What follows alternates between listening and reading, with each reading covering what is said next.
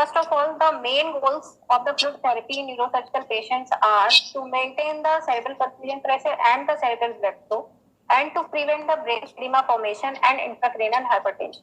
So to achieve these goals, we have to give correct fluid in adequate amount. Now, why these patients are different in fluid management point of view from the other surgical patients? First thing is that these patients may be dehydrated due to the so many causes. Like these may be on the bed rest for long duration. So these patients may have emesis and fever. These may be these patients may be on the current diuretic therapy or the osmotic therapy, or they may have syndrome of inappropriate antidiuretic hormone secretion, diabetic insipidus, and the cerebral salt wasting syndrome. That is, these are the problems that are commonly associated with various neurosurgical conditions like pituitary tumors and the skull base tumors. So, in which the patient may have electrolyte imbalances and fluid balances. So, the second thing is during intraoperative period, there could be the rapid shift of intravascular volume. That may be because of the hemorrhage, that may be because of the large amount of fluid that we infuse in response to hemorrhage, or in response or to stabilize the hemodynamic. So we give large amount of fluid in these patients. We also use diuretics like mannitol, furosemide, hypertonic saline to decrease the brain edema or to make the brain more lax. And there could be the onset of diabetes insipidus, cerebral salt wasting syndrome, and syndrome of inappropriate antidiuretic hormone secretion during the surgery also. Now, before I go to my main topic, I would like to brief about the physical determinants of water movement and between the intravascular space and the interstitial, tissue. So there are three main determinants that determine where the water will move. First is the osmolarity, second is the plasma-oncotic pressure, and the third is the capillary permeability. So first is the osmolarity. Osmolarity is the number of milliosmoles per liter of the solution, and the osmolality is the number of milliosmoles per kilogram of the solution. So these two terms actually can be interchangeably used in physiologically important dilute salt solution, where the osmolarity is almost equal to osmolality. First, now the osmotic pressure. The osmotic pressure is the hydrostatic pressure that is generated when solutions of unequal osmolarity are separated by a semi-permeable membrane. So it acts to equalize the osmolarity of solution on both sides of the membrane. So here the water will move from low osmolarity to the high osmolarity solution to equalize the osmolarity on both sides of the semi-permeable membrane. The second thing is plasma-oncotic pressure.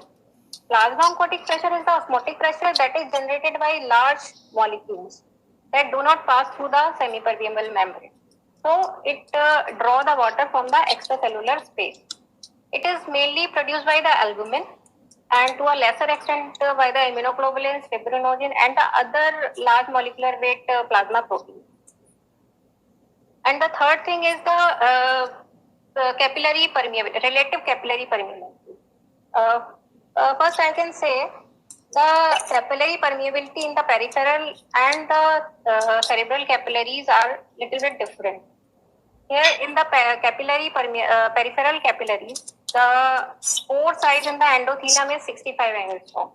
That allow free water and the small ions like sodium, potassium chloride to pass through them.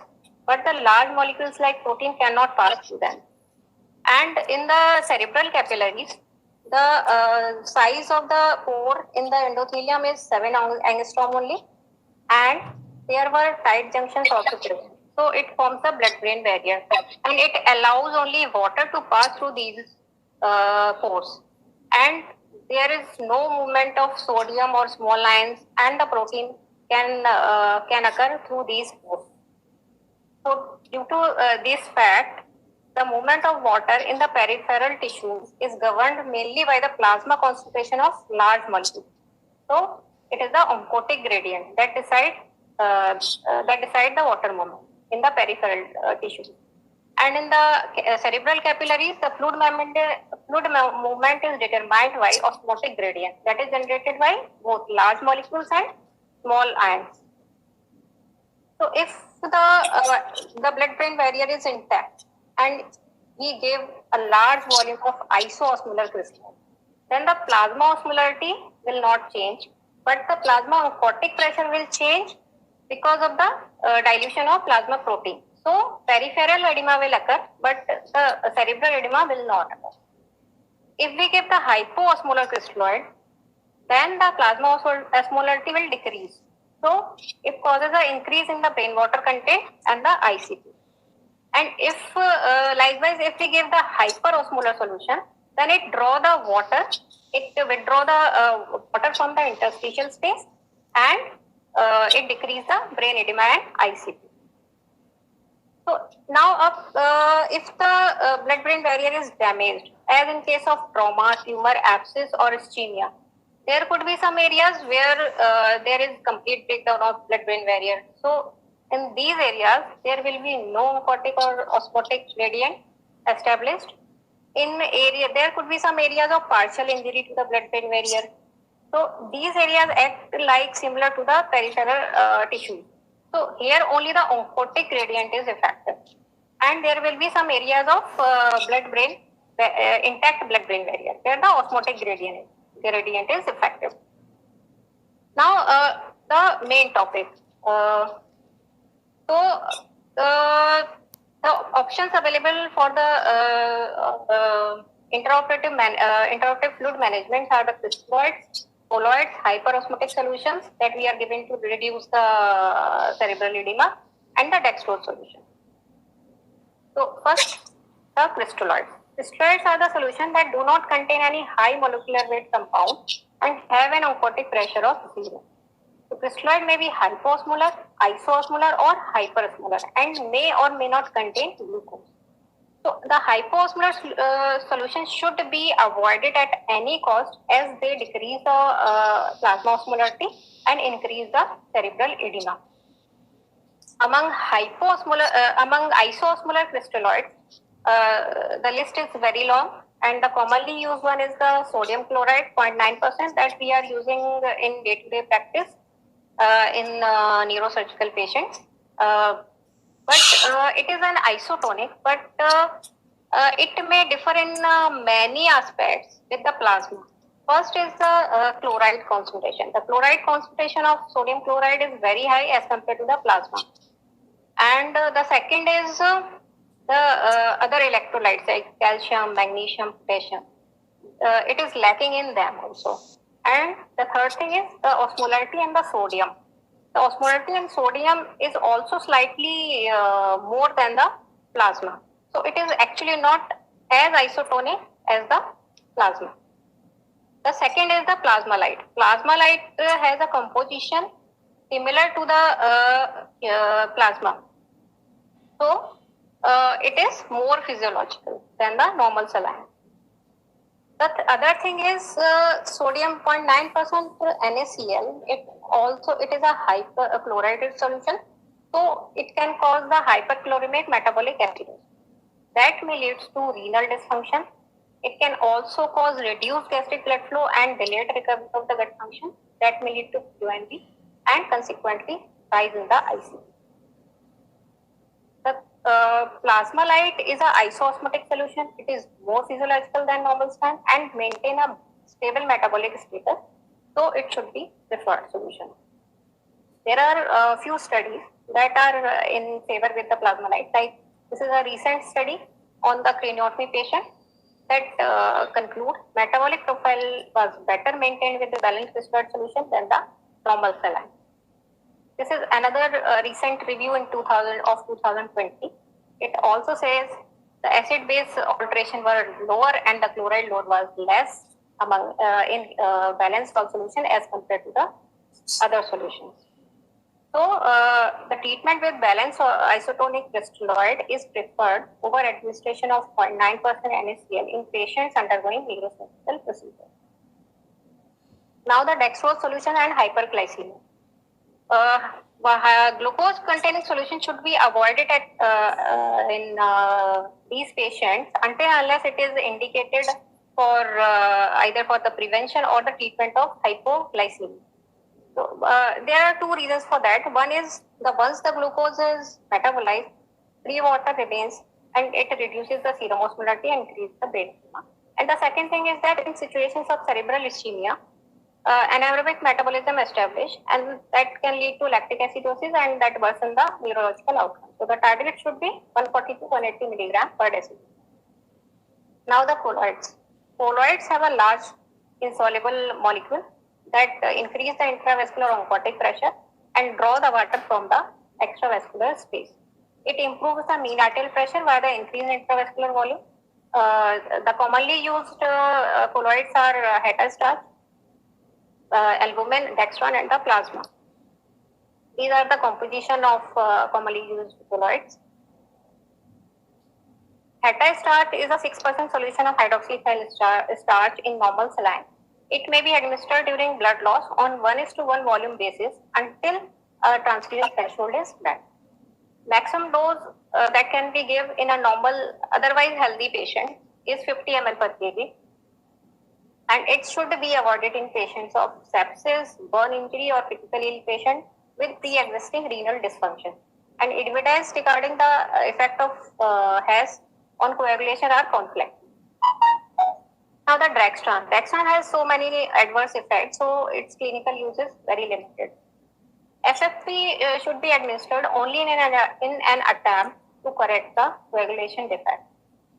Albumin is available for infusion in 5% and 25% solution. It is expensive also, and there is no proven advantage over other colloids has been established in neurosurgical patients. So this is a recent systematic review that says to maintain the hemodynamics, the colloids were better in if they compare the crystalloids and colloid groups in a critical care unit patient, and they found the colloids maintain hemodynamics better than the crystalloids. This is a recent review article.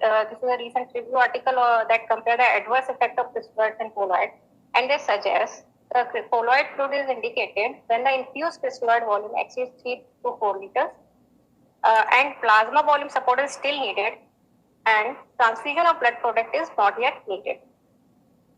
So, in conclusion, the colloid can be used for fluid resuscitation in addition to crystalloid in patients with acute blood loss, and it better maintain the hemodynamic stability than the crystalloids.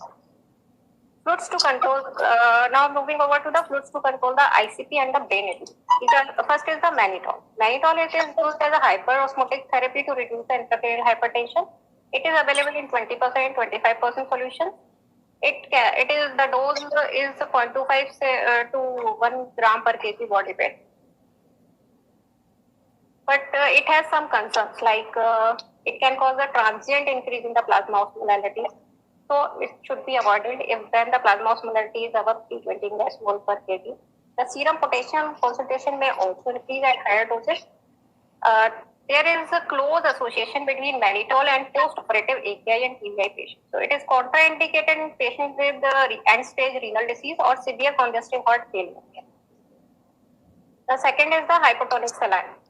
It is also a osmotherapeutic agent. It decreases the ICP and improves the cerebral perfusion pressure. It reduces the cerebral blood. It also reduces the specific production. And available in 3%, 7.5% solution with osmolarity of 1026 and 2566. It can be given either as a bolus dose or as a continuous infusion. Infusions are associated with higher rates of hyperchloremia and AKI, so it is better to use repeated boluses. Those can be titrated according to the serum sodium level and or the serum osmolarity. Usually it is given in a dose of 3 to 5 ml per kg. And the serum sodium should be checked every 4 to 6 hours. The main concerns with the hypertonic saline is first is the hypernatremia that results in depressed level of consciousness or seizure, and this fact is more important in those patients who are having a seizure disorder. The second is hyperchloremic metabolic acidosis and AKI. And the third is when it is given through the peripheral line, it can cause the phlebitis. So it should be given by a central venous catheter. Now the specific indications of hypertonic saline. First is the intracranial hypertension, which is resistant to conventional therapy with repeated doses of mannitol and hyperventilation. The second is the hemorrhagic hypovolemia. The rapid resuscitation is possible with smaller volume. And the third is the hypovolemic traumatic brain injury patient with metabolic alkali. So when it was compared with mannitol in craniotomy, it was found equally effective for brain relaxation with less diuretic effect. And the mean arterial pressure and CVP pressure, central venous pressure was also better maintained in hypertonic saline group in another study on supratentorial hemodissection. It was also found superior to mannitol in severe traumatic brain injury patients. So hypertonic saline may be considered as an alternative to mannitol for brain relaxation in patients undergoing craniotomy, especially those who are hypovolemic or hemodynamically unstable. The serum sodium plasma osmolarity should be checked every 4 to 6 hours. Now we have discussed the which fluid we should give. Now come to the how much fluid we should give. So the optimal fluid management is important to prevent the perioperative complications. Both hypovolemia and hypervolemia can cause adverse outcome. So for the fluid to be optimally managed, it should be guided by some some hemodynamic parameters like static parameters that we are using routinely, like blood pressure, heart rate, urine output, central venous pressure, and pulmonary artery occlusion pressure. The other are dynamic parameters that are in use now. These are the pulse pressure variation, stroke volume variation, systolic blood pressure variation, change in the IVC catheter, IVC diameter, and the pleth variability. So why these are better in trend now? Because the dynamic parameters provide a more accurate picture of volume status and fluid responsiveness than static hemodynamic parameters. So they are more in trend. There are a few studies that compared the dynamic parameters with the static parameters. And therefore, in this study on the supratentorial brain tumor excision, the PPV was found better peripheral perfusion. In the peripheral perfusion are better found in the PPV group than in the other group, control group. This is another study where the lower incidence of post-operative complication was present in the SDV group, with no additional increase in the brain edema. The pleth variability index has an added advantage that it is a non-invasive method, and it is also being popular now. So the goal-directed fluid therapy has been recommended for patient undergoing neurosurgical procedure. The dynamic parameters superior to traditionally used static parameters for assessment of fluid responsiveness are superior, and because they provide a more accurate picture of volume status and fluid responsiveness than static hemodynamic parameters. So the take-home message is we have to maintain the normovolemia and normotension. Isoosmotic balanced fluid is preferred over the normal saline. We should avoid hypoosmolar at any cost. The glucose-containing solutions should be avoided unless they are needed for treatment or prevention of hypoglycemia.